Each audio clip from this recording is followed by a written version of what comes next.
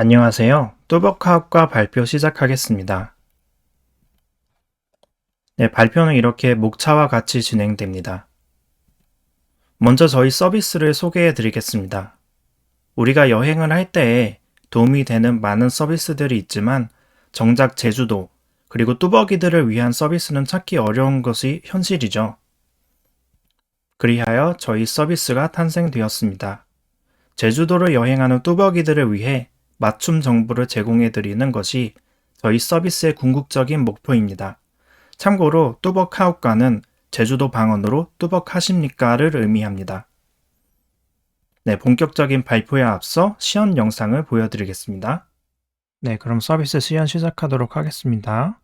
여기 보이는 화면의 메인 페이지고요. 모바일에서도 반응형으로 보이게 구현했습니다. 이렇게 관광지 목록 확인할 수 있고요. 지역 구분으로 필터링해서 볼 수도 있습니다. 이 아래 보시면 이렇게 페이지 네이션도 구현이 되어 있고요. 관광지 중에서 버스 정류장과 가까운 장소만 보고 싶다 하시면 이걸 택하시면 되고요. 이 관광지 마음에 든다 하시면 즐겨찾기 추가할 수도 있습니다. 지도도 볼 수 있고 상세 페이지에 이렇게 댓글을 달 수도 있고요.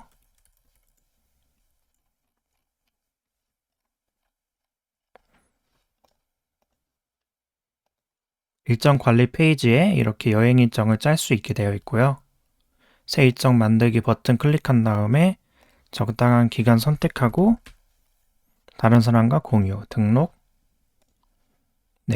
코스 검색 버튼 누른 다음에 코스 추가, 코스 또 하나 추가해 볼게요.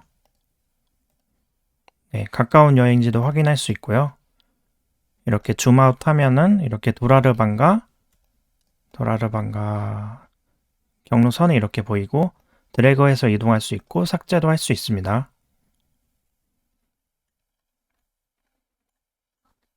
일정 공유 페이지도 이렇게 해서 다른 사람 것도 볼 수 있고 내가 즐겨찾기 한 목록 있고 내가 작성한 댓글도 확인할 수 있고요. 뚜벅이들을 위해 유용한 정보도 제공해 줍니다. 이상으로 서비스 시험 마치겠습니다. 저희 서비스의 아키텍처를 시각화한 다이어그램입니다. 먼저 프론트엔드는 API 요청에 엑시오스, 비동기 요청과 무한 스크롤의 경우에는 리액트 쿼리를 사용하였습니다. 디자인 부분에서는 테일윈드 CSS, 스와이퍼를 사용했습니다. 이외에도 ESLint, 클라우드프론트 등의 다양한 기술들을 활용하였습니다. 다음으로 백엔드는 데이터베이스는 MySQL을 사용하였고요. JSOUP를 사용하여 HTML, JSON 형식의 데이터를 저장하였습니다. 서비스에는 아마존 EC2, 사용자 인증 부분에서는 OAuth2와 JWT를 사용하였습니다. 저희 아키텍처의 상세 정보들이고요. 다음으로 기술적인 도전입니다. 카카오, 구글 API를 활용하여 소셜 로그인을 구현하였고 백엔드와 프론트엔드 협업으로 페이지네이션을 구현하였습니다. 디바우서 기술을 이용하여 검색 기능에 자동 완성 검색어 기능을 추가했습니다. 카카오와 네이버 API를 사용해서 동적인 지도를 보여주게 하였고요. 오픈웨더 API로 제주도의 기상 정보와 일출, 일몰 시각을 시각화했습니다. 오픈 API의 위경도 값으로 가까운 장소 추천 기능을 구현했습니다. SMTP로 사용자 이메일과 연동 기능을 구현하였고 리액트 쿼리의 인피니트 패치 기능을 사용하여 무한 스크롤 또한 구현할 수 있었습니다. 다음으로 트러블 슈팅입니다. 지도 API 활용 관련해서 이슈가 발생했는데요. 네이버 지도 API를 활용해서 관광지, 맛집, 숙소 각각에 해당하는 장소를 시각적으로 사용자에게 보여주게 구현하려 했습니다. 스트링 타입의 주소 데이터를 서버에서 받아온 다음에 네이버 지도 API의 지오코딩 기능을 이용해서 주소를 위경도 좌표계로 변환하는 작업을 거쳤었습니다. 그러나 몇몇 주소가 지오코딩 과정을 거쳐도 위경도 데이터로 변환되지 않는 이슈에 직면했습니다.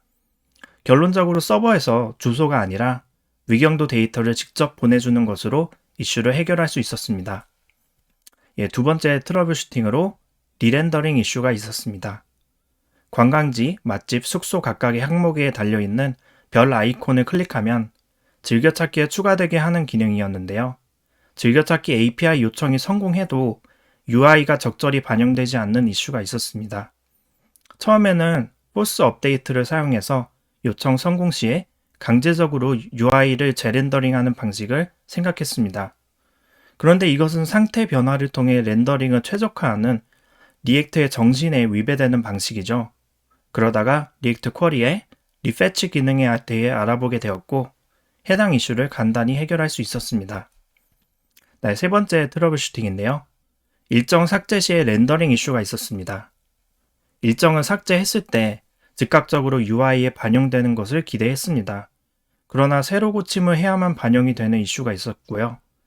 윈도우 로케이션 리로드를 사용해서 강제 리렌더링을 하는 방법, use state, redux thunk를 사용해서 비동기 처리를 하는 방법을 고려해 보게 되었습니다. 윈도우 로케이션 리로드 방식은 강제적으로 리렌더링을 시키는 방법이라 선택지에서 제외했고요.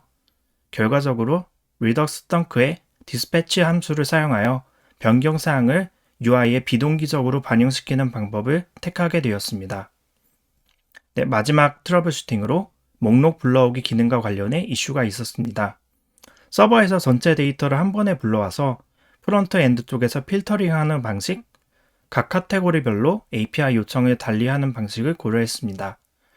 그러나 전체 데이터를 한꺼번에 불러오는 방식은 트래픽 낭비라는 이슈 때문에 제외했고요.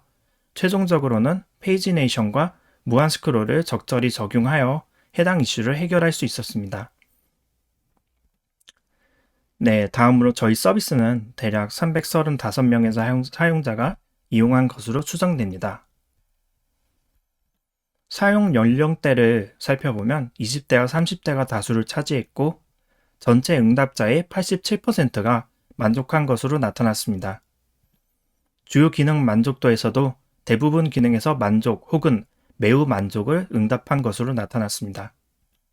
기능 관련 피드백에서는 가까운 버스 정류장 필터링 기능, 내가 작성한 댓글 확인, 페이지네이션 개선 등의 사항이 있었고요. 일출 일모 시간 확인 기능, 다른 사용자의 일정을 공유할 수 있는 기능에 대한 피드백도 있어서 추가적으로 구현을 완료했습니다. UI 관련 피드백에서는 메인 페이지의 디자인을 수정하고 좋아요와 즐겨찾기 기능을 통합, 조회 가능한 지역을 추가했습니다. 마지막으로 저희 5명 팀원 모두 이번 프로젝트를 진행하며 많은 것을 배우고 경험할 수 있었습니다.